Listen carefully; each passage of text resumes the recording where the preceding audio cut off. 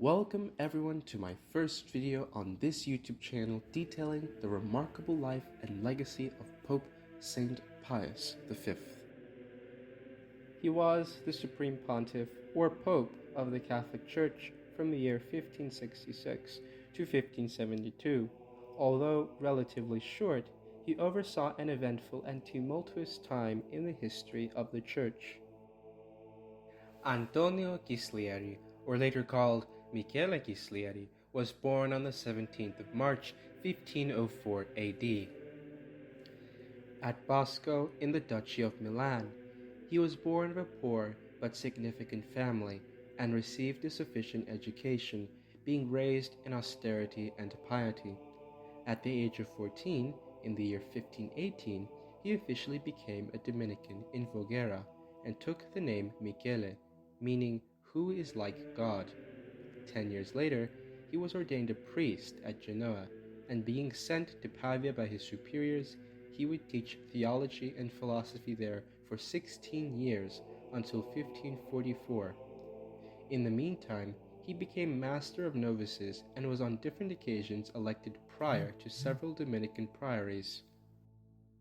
His companions were impressed by his extreme austerity, asceticism, sharp intelligence, and his unfailing loyalty to the Catholic Church in the midst of the Protestant Reformation spiritually tearing Europe apart, being originally led by Martin Luther in 1517.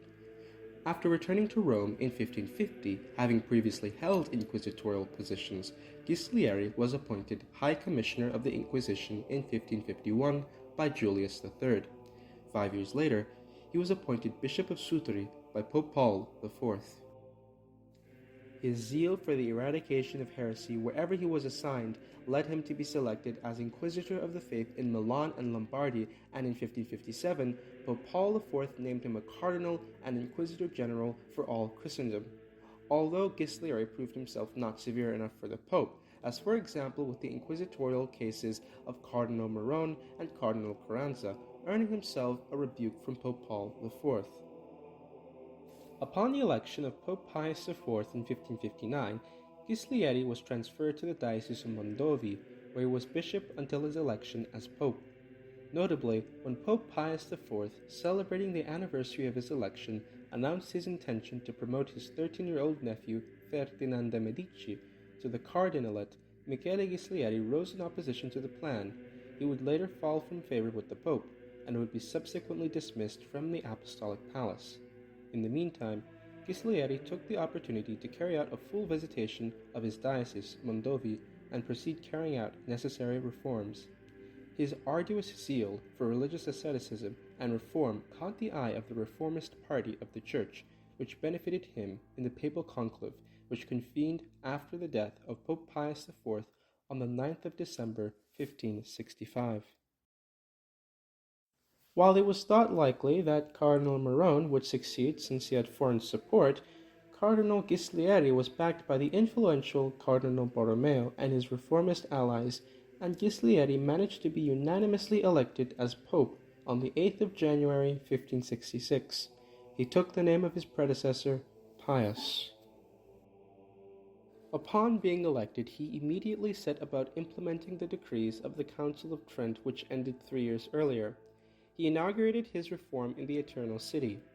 He ended the tradition of throwing money at the people after the papal coronation, and instead distributed large alms to the poor. He reduced the size and costs of the papal court and banished all forms of luxury. He imposed decrees in Rome which banished bullfighting and prostitution, and sought to root out blasphemy, adultery, sodomy, witchcraft, etc. He would later go on to issue a papal bull in 1568 banning homosexual and pederastic behavior among the clergy. These reforms, however, were not universally popular or accepted. Pius soon became hated by many and was accused of trying to transform the Eternal City into a large monastery.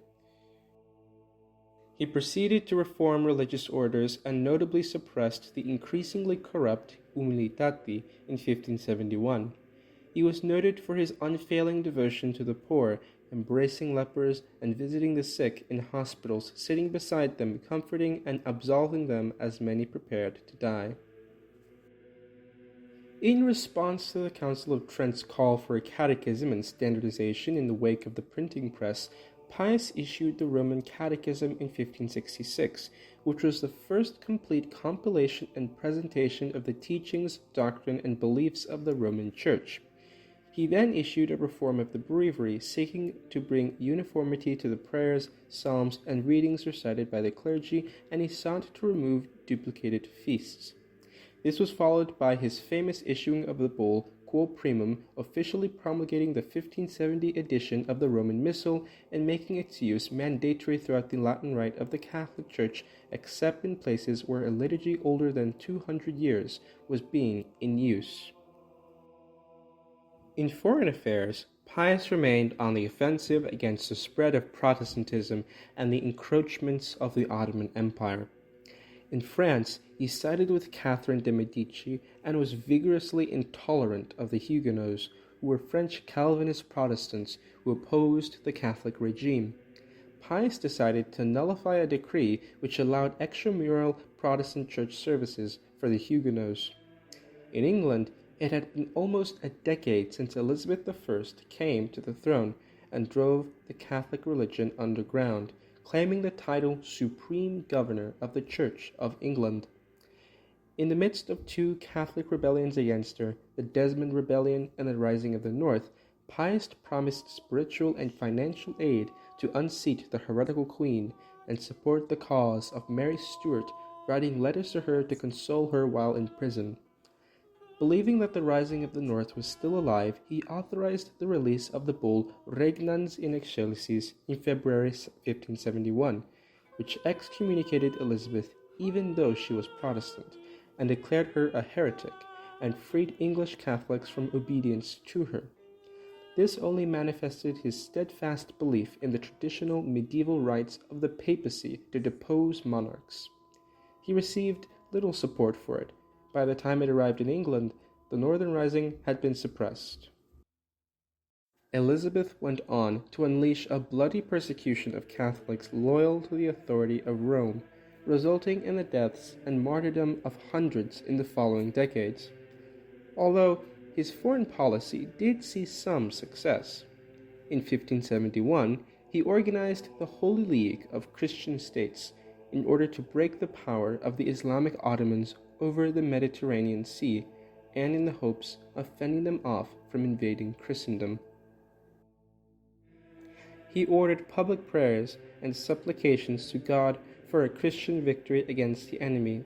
The story goes that on the day of the Battle of Lepanto, the 7th of October, 1571, while working with his cardinals, he suddenly opened the window and looked at the sky and proclaimed, "A truce to our business.